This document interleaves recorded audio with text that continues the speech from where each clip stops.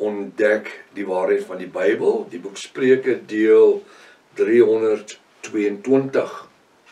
Ek is professor Hans Redlinghuis van die Eerste Gemeente van Jaffa in Suid-Afrika, Pretoria, Montana, ook internasionaal. So jy belangstel in enige van my boeke wat ek geskryf het. Ek dink spesifiek aangaande dit wat ek gesê het gisteroggend rondom die eindtyd. 'n Baie belangrike boek is dit Armageddon. Dis 'n A4 boek, so rooi dik, amper so 460 bladsye. Verskriklike inligting in dit. En in daai boek verduidelik ek voor daar ooit sprake was van The Beast, Belgium Electronic Accounting Surveillance Terminal, dis die groot rekenaarsisteem wat in België is, Brussels is, wat hulle dan geskuif het na the cloud toe, daai aand wat Jaffa dit vir my oopgemaak het. Voordat daar enige sprake van cloud was, maak Jaffa dit vir my oop. Jy moet die boek kry, is dit Armageddon. Daar's jare en jare en jare se navorsing in daai boek. Ek dink 35, 37 jaar se navorsing. Is dit Armageddon?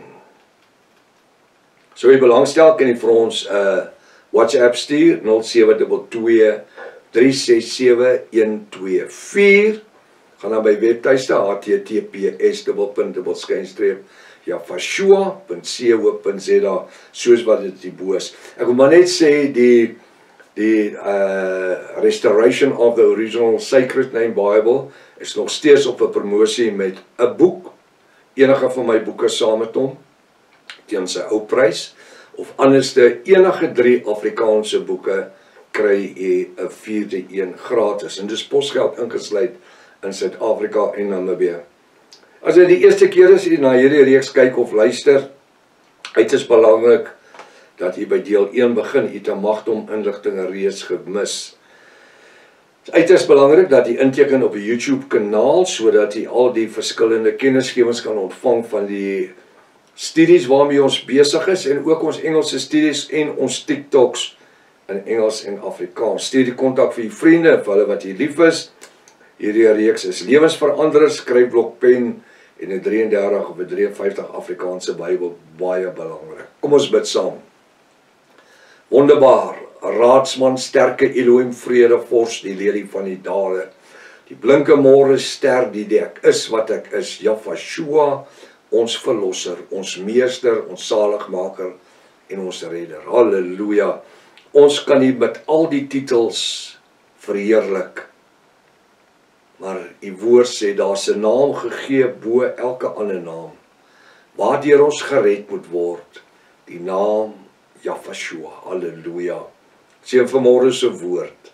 Dankie alreeds vir die salwing van die Ruach HaKodesh. Berei ons voor in ons sielsdimensie, sodat die woord vanmôre in goeie voorbereide grond sal val, en dat U daardeur verheerlik word. Ons bid vir een siel, Vader, in die mooiste naam Jaffashua. Die Jaffas sê halleluja, halleluja. Baie welkom by Ontbyt met Prof Hannes. Ja, nee, ja, elke keer wat ek nou die halleluja en van die Jaffas te praat, dan sien ek maar die tsunami, soos ek gisteroggend vir U verduidelik het, nee. Vertrou dat hierdie studie vir U 'n groot seën gaan wees. Halleluja. En is partykeer die klein dingetjies wat mense sê wat groot dinge word in ons lewe. Spreuke hoofstuk 19, ek is steeds by vers 1. 'n Arme wat in sy regskapenheid wandel. Met ander woorde, ek het met U gedeel gisteroggend, dat ons lewe in die tyd, die woord sê ons lewe in die tyd van die groot leuns, en waar mense met soveel dogmatiese en teologiese wanvoorstellings kom, en dan goed gryp, wat nie eers skriftuurlik is nie. En dan flarter hulle dit aan mekaar, plak dit op die internet en dan word dit dogmatiek. En daarom sê die woord, hy sê glo nie elke gees nie. Gees met 'n klein g. Glo nie elke gees nie, glo nie elke persoon nie. Daai kleed soos 'n persoon. Glo hulle nie. Maar toets dit wat hulle sê. by die woord, die bo-natuurlike geopenbaarde woord, en kyk of hulle van Jahwe Almagtig is. Daarom sê ek ook altyd, moenie dit wat ek preek net glo nie. Gaan doen jou eie navorsing, jou eie studies.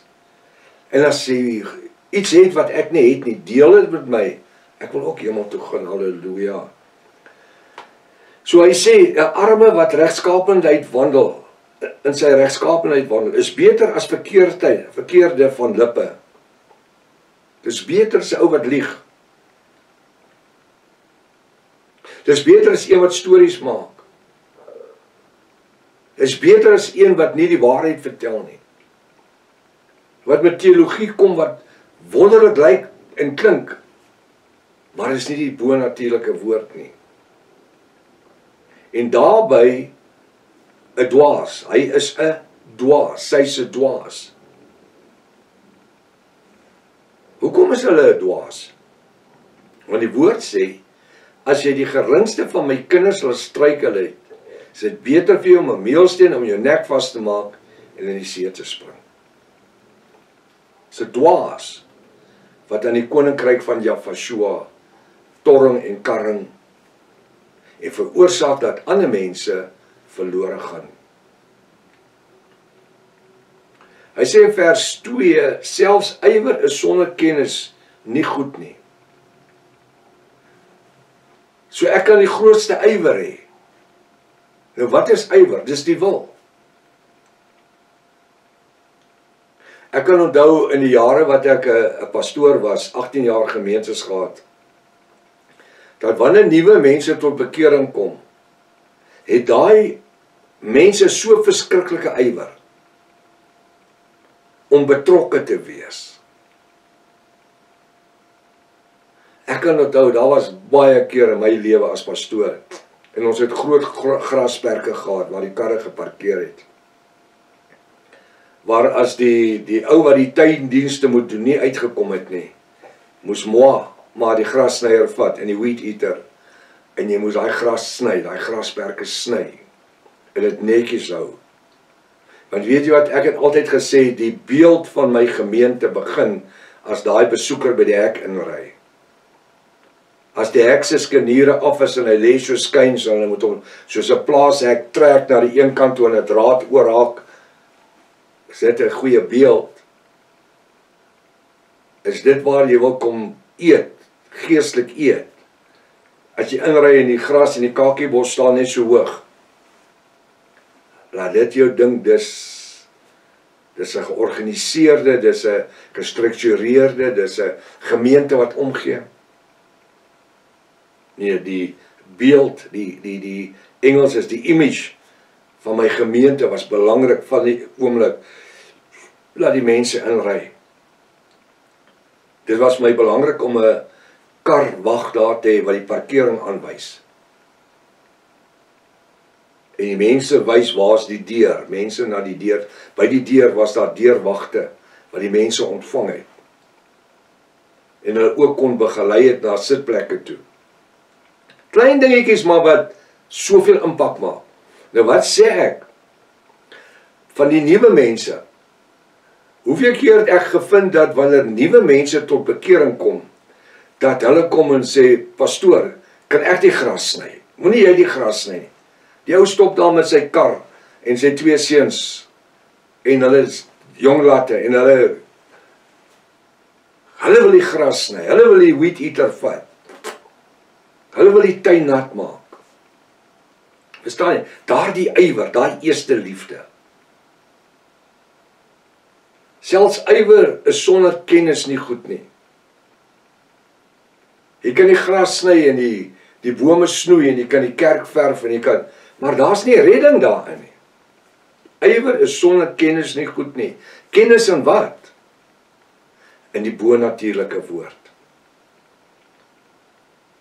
Daarom het ek, toe ek 'n pastoor was, dit was my, en ek is 'n evangelis van baie jongs af, was dit my missie om nuwe mense opgelei te kry in die EE3, eskatologiese ekspansie 3 kursus. en hulle opgeleid te kry om sielewenners te word. Ek het in ons kerkorganisasie die grootste groep EE 3 mense gehad. Jonk en oud. Want ek het nie geglo ou kom sit in die banke nie. Jy moet deel wees van meelewing. En die oomblik wanneer jy betrokke raak in so 'n kursus, dring dit jou na die woord toe. Om die woord te, selfs ywer sonder kennis nie goed nie. Ja, daai jare het ons nie als geweet oor die name en maar dit maak nie saak nie. Ons het gewerk met wat ons gehad het. Iemand vra my nou oor die vakansietydperk. So prof, jy sê almal wat nie in die naam is, die gaan hel toe. Ek sê vir my, speel vir my daai video waar ek dit gesê het. En ek gee jou R1000. Speel vir my daai video. Nou moet net maak soos Aaron Botha wat 2-3 boodskappe so goed vat en skat en pys nie. Jy sê vir my watter video is dit, dan speel ek dit want ons het hulle almal. En as ek dit gesê het, dan gee ek jou R1000 as 'n geskenk. Ek het nog nooit gesê iemand wat nie in die geopenbare name is nie, gaan hel toe nie. Ek het dit nog nooit gesê nie. Hoekom? Want as my pa moes hel toe gaan. En daar is min woordstudente soos wat my pa was. En hy het nooit by die geopenbaarde name uitgekom nie.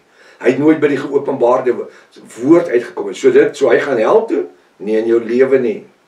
Hy's in die paradys. Yeshua sê vir 'n ou aan die kruis, wat aan sy regterkant hang, vandag, Here, sal jy saam met my in die paradys wees. Paradys is in die 3de hemel.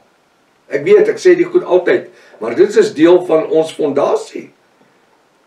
Ek kan nooit die uitlating maak en sê dat iemand wat nie in die geopenbare name gedoop is, of onderdompel is, gaan hel toe nie.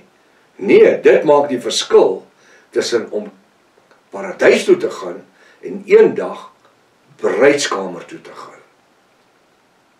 Onthou net, dit is baie maklik om te verstaan, dat as ek sterf, vandag, alhoewel ek bruid is, van Yeshua, gaan my siel nog steeds ook net paradys toe. Hoekom? Dis die versamelplek van die geredde siele. Het hy in die geopenbaarde name of nie die geopenbaarde name nie. Die doderyk wat in die kors van die aarde is, die blyplek van die ongeredde siele, onmiddellik. Prof, hoe kan jy dit sê? Daar was dan nog nie 'n wit troon oordeel nie. Wel, Yeshua vertel die gelykenis van die ryk man en Lazarus en vader Abraham. Hy sê toe die ryk man wat in sonde geleef het, nie omdat hy ryk was nie. Sy rykdom was nie die probleem dat hy in die hel was. Ag, in die hel. Hel bestaan nie. In die doodryk was nie. Want hy sê ek ly smarte in die verderf. Die verderf is nie die hel nie. Die feit dat hy in die verderf of doodryk was, sê vir my dat by die sterwe van 'n persoon, en dis hoekom ek daarvan hou om 'n metafoor te gebruik, wat jy nie in 'n boek van gaan lees nie, behalwe in die siel, gees en liggaam, graf, doodryk, hel of hemelboek van my. Wat gebeur vir die ongoddelike as hy sterf, is die doodsengel daar. Hulle teken ons hier die doodsengel met sy swart klere, met 'n geraamte kop en 'n sekel, en hy's daar om die ongoddelike te kom wegvat. Waarheen? Doodryk toe. En dis hoekom die ryk man onmiddellik sy oë in die doodryk oopgemaak het. Wanneer bruid sterf, of mense wat nie by die geopenbaarde name uitgekom het, luister nou wat ek nou sê, of mense wat nog nie by die bonatuurlike geopenbaarde name uitgekom het nie, maar wat Jesus gedien het, hulle lewe lank, en nie het sy per ongeluk of per rede by die bonatuurlike name uitgekom het nie, maar wat gelewe het in heiligmaking, hulle gaan paradys toe. Want Jafashua sê vir die ou aan die kruis op die regterkant, vandag hierden sal jy saam met my in die paradys wees. Paradys in die derde hemel, sê apostel Paulus. Hy sê, hy weet van 'n man wat weggeruk was, tot in die derde hemel, in die paradys. En nou Henog, hy skryf in sy boek ook, dat die hemel is, die paradys, is in die derde hemel. En dan kom hy, dan skryf hy, en dan sê hy, die hel is ook in die derde hemel. Kan jy dit vir iemand verduidelik? Ja, sê hy, want die ryk man was in die hel gewees. Ryk man was nie in die hel gewees nie. Want hy sê dat die ryk man is in die hel. En hy sê vir vader Abraham, laat Lazarus kom en water op my tong sit. En hy sê, daar is 'n kloof tussen ons. Nou as ek so na dit kyk, horisontaal, dan lyk dit of die doderyk hierso is, en die paradys daar is. Maar dit sê wat dit is nie. As ek dit so draai, die doderyk in die kors van die aarde, die paradys in die derde hemel, dan is hier mos nog steeds 'n kloof. Of 'n kloof nou so is, en of ek so maak, 'n kloof is net 'n distansie tussen punt A en punt B, of punt A en punt B. So, en dit is waarop die teologie in die boek van Henog geskroei is, dat die paradys en die hel in die derde hemel plaasvind, of is. Dit is nie, dit is so. Die doderyk, nie die hel nie, is die put van die aarde, die hel word eers by Openbaring 20, vers 11 tot 14, daar word die hel eers geskep. Nou ja, die tyd het ons gevang. Ons gaan môreoggend aan met hierdie skrifgedeelte, en dan kyk ons wat sê die woord. Maranatha, Jafashua kom weer, halleluja.